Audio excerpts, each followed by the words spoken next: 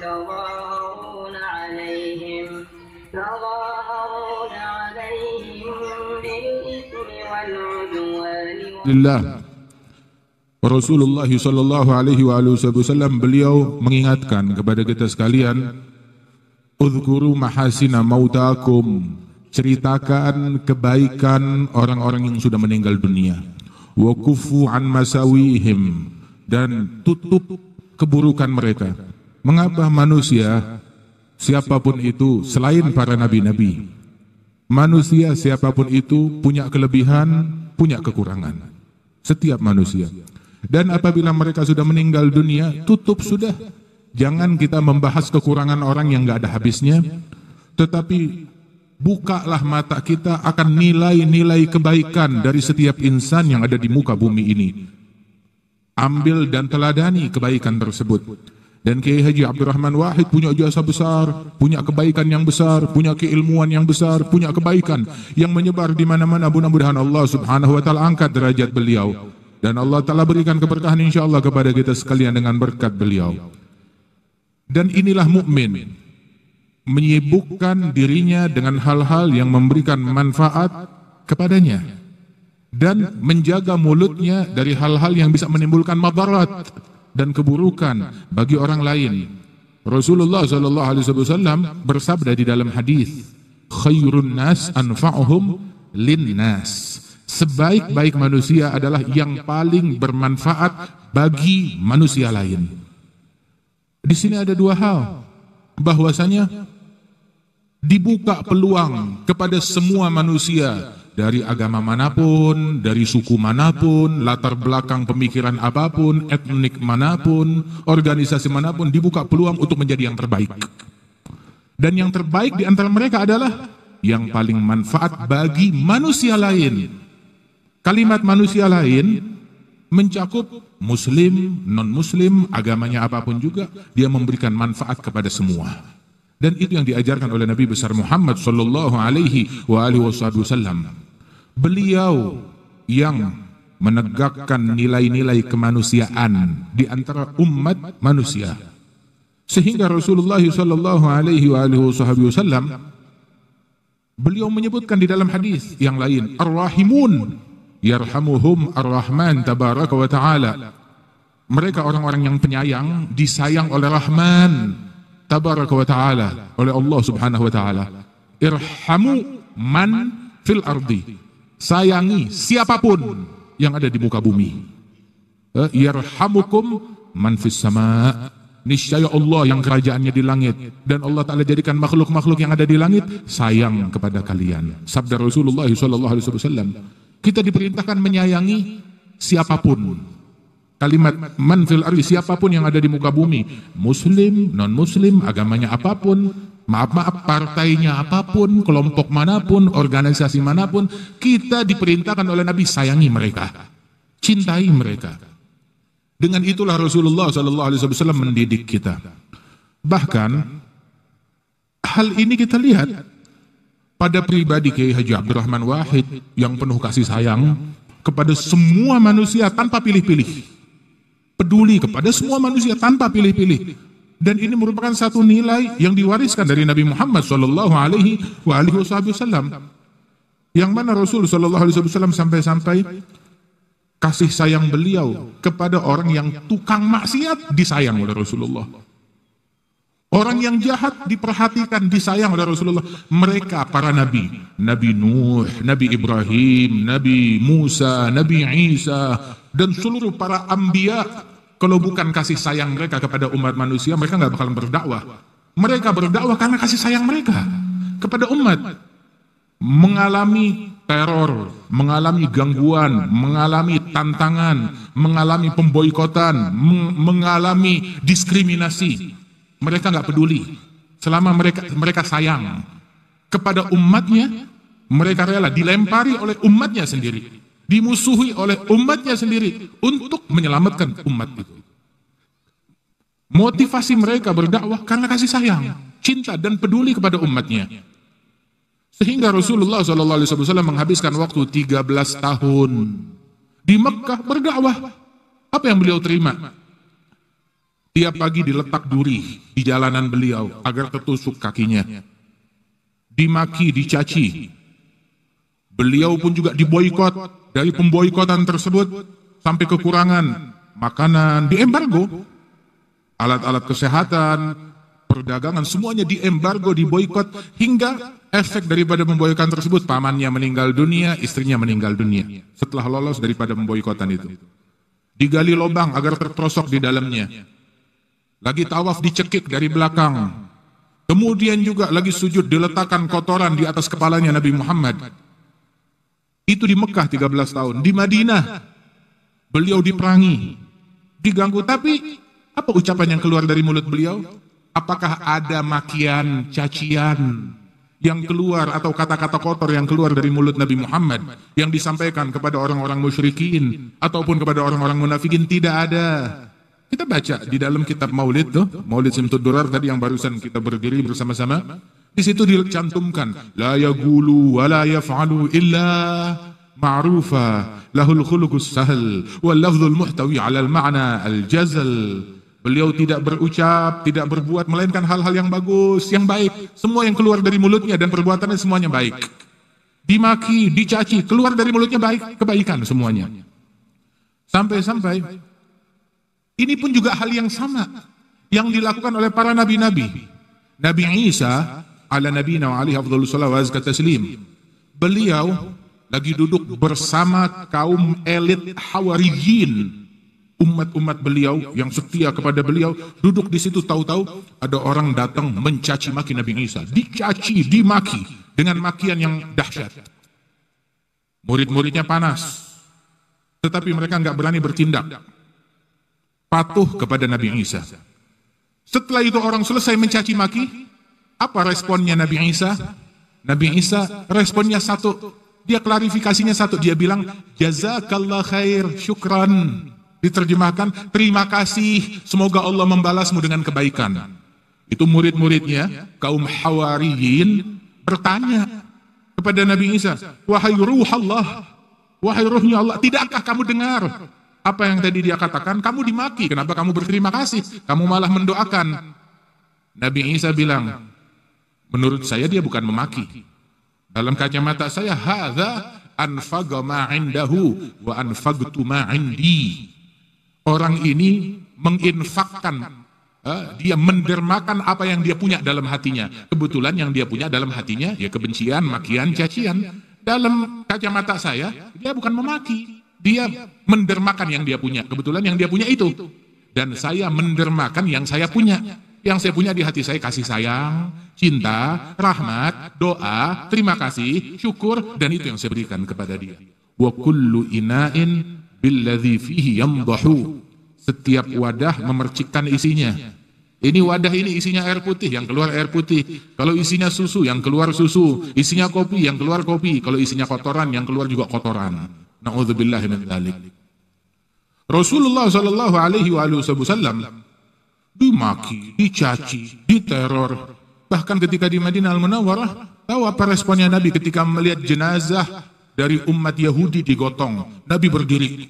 Kemudian Nabi berkaca-kaca matanya, mengalir air mata, menangis. Bilang, ya Rasulullah, kenapa berdiri? Kenapa menangis? Ini kan orang Yahudi. Kenapa kamu tangisin? Maka Nabi Muhammad dengan rahmat, dengan kasih sayang, dengan cinta, ini adalah sebuah jiwa yang gagal aku selamatkan. Sallallahu alaihi wasallam, yang luput untuk aku selamatkan. Kata Rasulullah, nafsun tafallatat min yadi. Sallallahu alaihi wasallam, membawa semangat, menolong, membantu, mengevakuasi, menyelamatkan semua orang. Sallallahu alaihi wasallam. Rahmat tersebut, waktu Rasulullah sallallahu alaihi wasallam bahkan di dalam Fatih Makkah, ketika masuk ke kota Mekah membawa kemenangan, merebut kota Mekah, Nabi udah pesan, hindari pertempuran, begitu, jaga untuk bela diri aja, untuk berjaga diri, seminimal mungkin korban diminimalisir, begitu. Sehingga betul-betul diberikan oleh Rasulullah, yang masuk ke rumahnya sendiri aman, yang masuk masjid aman, yang masuk ke rumahnya Abu Sufyan, tokohnya musyrikin aman, gak boleh diganggu. Begitu. Kemudian ketika Rasulullah masuk ke kota Mekah, bersama pasukan para sahabat. Setelah di Mekah itu bagaimana berapa banyak pengkhianatan dan peperangan dan kejahatan perang yang mereka lakukan terhadap Nabi dan sahabat-sahabatnya. Ketika Nabi masuk ke kota Mekah, menjanjikan keamanan buat semuanya. Dan itu yang diberikan oleh Rasulullah. Jangankan kepada manusia. Waktu Nabi masuk, lihat ada seekor anjing betina baru melahirkan anak-anaknya. Dan anak-anaknya menyusu kepada anjing betina tersebut di tepi jalan di kota Mekah. Waktu Nabi masuk, ngelihat anjing betina lagi menyusui anak-anaknya, itu anjing agak gusar. Tapi mau beranjak, anak-anaknya lagi menyusu. Maka Nabi Muhammad stop. Kemudian ditugaskan satu sahabat. Sini, berdiri dekat anjing tersebut, halau orang-orang yang ingin mendekat, agar anjing itu tidak merasa terganggu. Akhlak diajarkan oleh Nabi kepada para sahabat untuk memberikan rasa aman kepada anjing. Apalagi kepada manusia. Ini yang diajarkan oleh Rasulullah Shallallahu Alaihi Wasallam. Bahkan Rasul Shallallahu Alaihi Wasallam ketika dikumpulkan itu orang-orang musyrikin di Mekah dalam peristiwa Fatah Mekah yang udah banyak mencaci, menteror, mengkhianati, membunuhi. Nabi tanya, menurut kalian apa yang akan aku lakukan kepada kalian? Semua bersaksi. Semua orang-orang yang beda agama, yang non-muslim, di situ di Mekah, mereka memerangi Nabi Muhammad, tapi mereka tahu Nabi Muhammad punya jiwa yang penuh kasih sayang. Semua mengakui. Mereka bilang, ketika Rasul bertanya, menurut kalian apa yang akan aku lakukan terhadap kalian semuanya yang selama ini memerangi, mengganggu, menteror? Nah, sekarang aku udah berkuasa, apa yang akan aku lakukan? Mereka bilang, anta akhun karim, ibnu akhin karim. Kamu saudara kami yang mulia, putra dari saudara kami yang mulia. Nabi senyum. Dulu dikatain tukang sihir, dulu dikatain pembohong, dulu dikatain ini dan itu. Nabi senyum. Nabi bilang, idhabu fa antum tulaqa, kalian merdeka, bebas. Enggak ada pemaksaan dalam beragama. Tidak ada pemaksaan dalam beragama. Dan itu yang didukung oleh Rasulullah Shallallahu Alaihi Wasallam.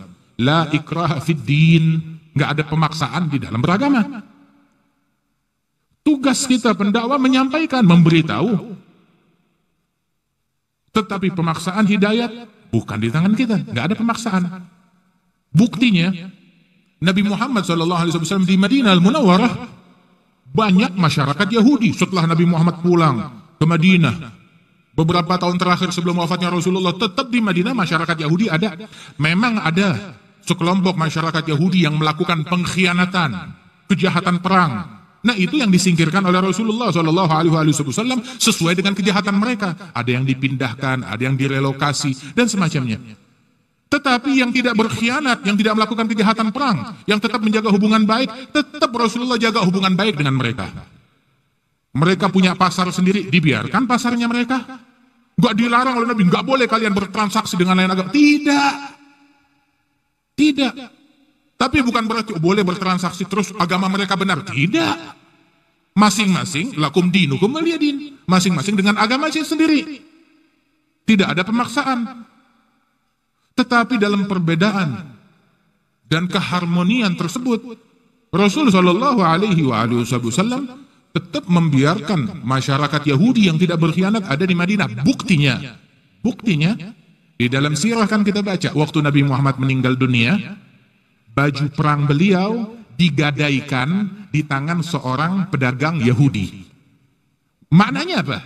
Di Madinah sampai wafatnya Nabi Muhammad ada orang Yahudi. Dibiarkan oleh Rasulullah. Di Madinah ada orang Yahudi. Yang mana mereka tidak mengkhianati perjanjian dengan Rasulullah. Itu satu. Dan yang kedua, mereka memiliki kebebasan untuk bertransaksi, berbisnis, melakukan kegiatan mereka. Dan Rasulullah berbisnis dengan mereka.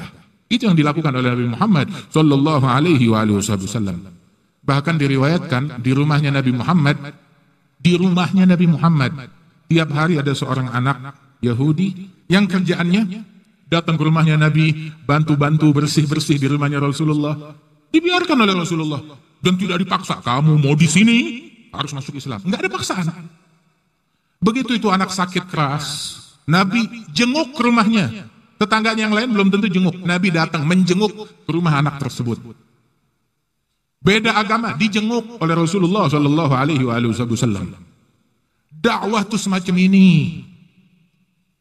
Dan ketika Rasulullah datang ke rumah orang tersebut, mereka terkejut. Kita beda agama. Dari kelompok kita banyak yang berkhianat kepada Nabi. Nabi datang ke rumah kita nengokin anak kita yang lagi sakit. Kemudian Nabi lihat keadaannya udah parah, udah sakit keras. Maka Nabi bilang ini nggak ada harapan. Terus Nabi bilang, wahai gulam, penawaran, maukah kamu ucap la ilaha illallah, ikut aku, begitu aku menjadi saksimu besok di hari kiamat. Si anak mau, tapi dia nengok ke arah ayahnya, minta persetujuan.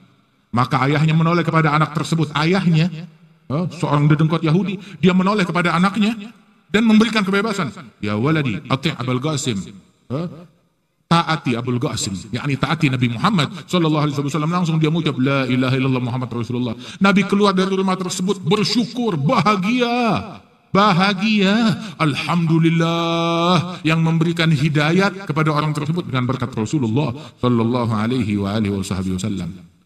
Saudara-saudara sekalian, Nabi Muhammad SAW punya kasih sayang, punya kecintaan, dan ditanamkan kecintaan tersebut di dalam hati para sahabat, di dalam hati para tabi'in, di dalam hati para ulama pewaris Rasulullah SAW. Sehingga mereka adalah orang yang bijak di dalam berinteraksi kepada semua lapisan masyarakat. Bahkan para wali songo dulu datang ke bumi Indonesia menyebarkan agama Islam. Mereka menyebarkan dengan apa? Dengan akhlak, dengan rahmat, dengan kasih sayang, menyatu, membumi. Saat itu di bumi Indonesia dengan agama yang bukan agama Islam, kuil di mana-mana, patung yang disembah di mana-mana. Tapi adakah dari wali songo tersebut yang datang mengendap di malam hari, ayo hancurin? Nggak ada. Kuil-kuil, candi-candi sampai sekarang terjaga dengan baik, tidak dirusak, tidak diganggu, tetap masing-masing dengan agamanya diberikan kebebasan. Kita mengajak siapa yang mau, ahlan wa sahlan, silahkan. Yang tidak mau, tidak ada paksaan di dalam beragama. Dan itu yang dibawa oleh wali songo di bumi Indonesia ini. Dan inilah ajaran Ahlus Sunnah wal Jamaah. Ahli Sunnah wal Jamaah tidak mencaci, tidak memaki. Sebab cacian dan makian bukan sunnahnya Nabi, itu sunnahnya siapa? Sunnahnya syaitan. Kata-kata yang buruk bukan sunnahnya Nabi, sunnahnya syaitan. Provokasi, namimah, adu domba, itu bukan sunnahnya Nabi Muhammad, itu sunnahnya syaitan. Sunnahnya Nabi Muhammad sallallahu alaihi wasallam mengakurkan orang, mendamaikan orang. Bahkan dikenal di antara yang pertama masuk Islam, beriman kepada Nabi Muhammad SAW, selain Siti Khadijah, Sayyidina Ali, Sayyidina Abi Bakar As-Siddiq, Zaid bin Harithah. Selain di antara mereka ini, di antara yang awal-awal pertama masuk Islam, pertama yang beriman, di antaranya siapa? Sepupunya Siti Khadijah bin Naufal. Dalam Sahih Al-Bukhari, ada Waraqa bin Naufal, sepupunya Khadijah. Beliau adalah seorang dari orang Arab yang menerjemahkan Injil ke dalam bahasa Arab. Dan dia salah seorang ulama Nasrani, menerjemahkan Injil dalam bahasa Arab, bisa bahasa Ibrani, bisa banyak bahasa, menerjemahkan dalam bahasa Arab. Begitu Rasulullah menerima wahyu, Iqra bismi rabbikal ladzi khalaq, khalaqal insana min 'alaq, Iqra wa rabbukal akram alladzi 'allama bil qalam, 'allamal insana ma lam ya'lam. Kemudian Rasul sallallahu alaihi wasallam pulang ketemu Siti Khadijah dalam kekhawatiran, kebingungan, hingga akhirnya Siti Khadijah membawa Rasulullah kepada Waraqah bin Naufal, ulama Nasrani ini. Kemudian Waraqah mendengar apa yang kamu terima, dibacakan ayat itu, 5 ayat itu. Bilang, yang datang kepadamu, yakni malaikat Jibril yang menyampaikan kepadamu, hadza huwan namus. Ini adalah Jibril, namus, malaikat Jibril, pemimpin malaikat yang dulu datang kepada Musa, yang dulu datang kepada Isa. Sama, ini dia. Sampai beliau bilang, sungguh, andaikan saat engkau diusir, dikeluarkan dari kota Mekah oleh kaummu, andaikan aku mengalami masa itu, aku akan membela engkau habis-habisan, kata Waraqah bin Naufal. Nabi nanya, Awa mukhriji ya qaumi. Apakah kaumku akan mengusir, mengeluarkan aku dari Mekah? Dia bilang, "Na'am." Mereka akan mengeluarkan engkau, mengusir engkau dari Mekah. Sebab tidak ada satupun nabi yang menerima wahyu semacam ini, melainkan mereka diusir oleh kaumnya. Begitu. Telah diramalkan, dalam tanda kutip, telah diramalkan oleh Waraqah bin Naufal kejadian tersebut. Dan dia beriman kepada Rasulullah sallallahu alaihi wasallam. Wahakadha. Dan Rasulullah sallallahu alaihi wasallam sampai dikenal dalam hadis, petikan hadis yang sama, hadisnya Waraqah bin Naufal, di antara ungkapan Siti Khadijah kepada Nabi Muhammad, "Wallah la yukhziyaqallahu abada, innaka latasilur rahim wa tahmilul kal wa tu'in ala nawaibil haq." Sungguh wahai Muhammad, wahai suamiku, engkau tidak akan dikecewakan oleh Allah Ta'ala.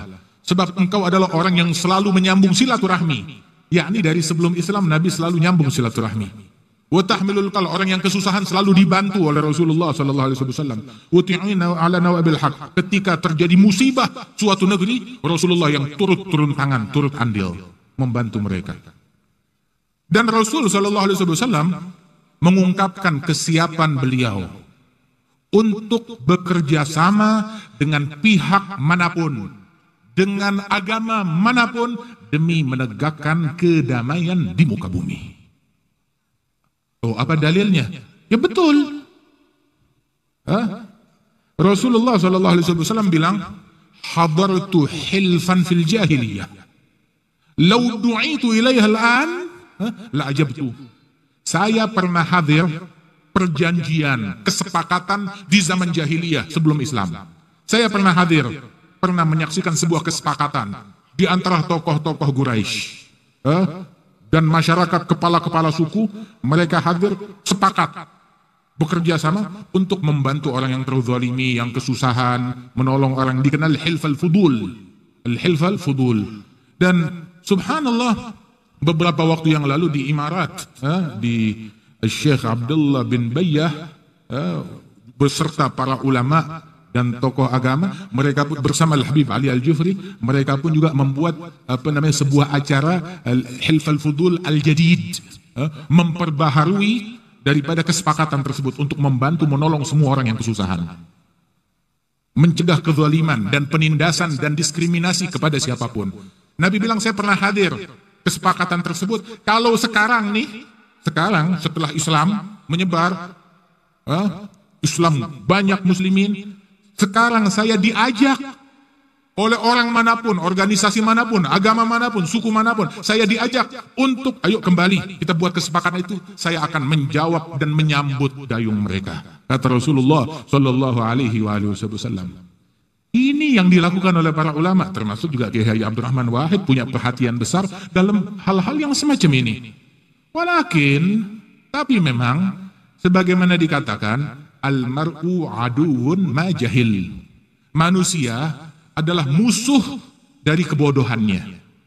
Maknanya manusia dia anti, nggak mau dengan sesuatu yang dia nggak mengerti. Dia nggak mengerti, dia nggak paham, dia bodoh akan hal tersebut, maka dia anti, dia menghindar, tidak mau.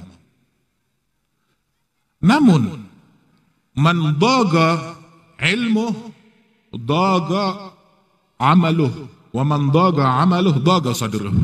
Orang kalau ilmunya sempit, amalannya sempit. Kalau amalannya sempit, hatinya sempit, nggak bisa menerima perbedaan. Wa kullama ittasa' ilmu rajul galla i'tiraduhu 'alan nas. Setiap kali ilmu seseorang makin luas, makin sedikit komplain dia terhadap masyarakat. Oh, ini ada masyarakat melakukan ini, dia nggak komplain. Oh iya, ini ada pendapat yang membolehkan di kitab ini. Oh, ini ada jawabannya di kitab ini. Luas ilmunya. Allah yarham Buya Hamka. Buya Hamka, Masya Allah, rajul saleh, salah satu daripada tokoh Muhammadiyah. Dulu beliau sahabat dari kakek kami, Al-Habib Salim bin Jindan, Al-Habib Ali bin Abdurrahman Al-Habsyi, sahabat dari Al-Habib Muhammad bin Ali bin Abdurrahman Al-Habsyi. Masya Allah, Abah pun juga kenal dekat dengan beliau. Ada Buya Hamka, dulu termasuk orang nggak mau tahlil, nggak mau bikin haul, nggak mau maulidan dan semacamnya lah, hal yang semacam ini daripada hal-hal yang furu'iyah. Tahu-tahu di akhir hayatnya, dia bikin tahlil, bikin haul. Jiddi Salim, Al-Habib Salim bin Jinan sampai bilang, Hamka dulu tidak mau haul. Sekarang abahnya atau uminya meninggal dunia, dia bikin haul. Jiddi Salim gal hadha fi syarid, bisautuh. Diungkapkan begitu. Ditanya, Buya, dulu Buya nggak mau tahlil, kok sekarang jadi tahlilan? Oh iya, dulu Buya baru baca 1-2 kitab, sedikit kitab. Sekarang Buya udah baca banyak kitab, ternyata ada yang membolehkan. Ya, Buya, dulu Buya nggak mau haul, kok sekarang bikin haul? Oh iya, dulu Buya baru baca sedikit kitab, tapi sekarang Buya udah baca banyak kitab, ternyata banyak pendapat ulama yang membolehkan. Makin luas ilmu seseorang, makin sedikit ingkarnya kepada orang lain. Tapi orang kalau ilmunya sempit, otomatis amalannya sempit. Taunya agama ya itu aja, sudah kaku. Sudah gitu dia nggak bisa menerima perbedaan. Ada orang yang beda sama dia, nggak bisa. Dia nggak bisa menerima perbedaan. Padahal di dalam agama Islam ada mazhab katsirah, ada banyak mazhab. Dan yang langgang daripada mazhab tersebut hingga sekarang ini 4 mazhab dari ahli sunnah wal jamaah. Mazhab Syafi'i, Hanafi, Maliki, Hambali. Mereka yang berhasil dilestarikan hingga masa kita sekarang ini. Tetapi zaman dahulu, Al-Hasanul Basri punya mazhab sendiri. Sufyan bin Uyainah ada mazhabnya sendiri. Sa'id bin Al-Musayyib ada mazhabnya sendiri. Masya Allah, masing-masing ada mazhabnya. Tetapi mazhab tersebut tidak bertahan lama. Yang berhasil bertahan lama, dilanggengkan, diabadikan, dilestarikan oleh murid-muridnya, ada daripada 4 mazhab tersebut. Dan di dalam mazhab, maknanya mazhab, ada orang bilang, jangan ikutin mazhab saya langsung Quran hadis. Ada kan yang banyak ngomong begini, mazhab saya Quran hadis, mazhab saya Quran hadis. Nggak usah ngikutin Syafi'i, ikutin Quran hadis. Nggak usah ngikutin Maliki, ikutin Quran hadis. Ya, Syafi'i, Maliki, Hambali, Hanafi ngikutin Quran hadis. Dia ngikutin apa kalau bukan Quran hadis? Kamu bilang ngikutin Quran hadis.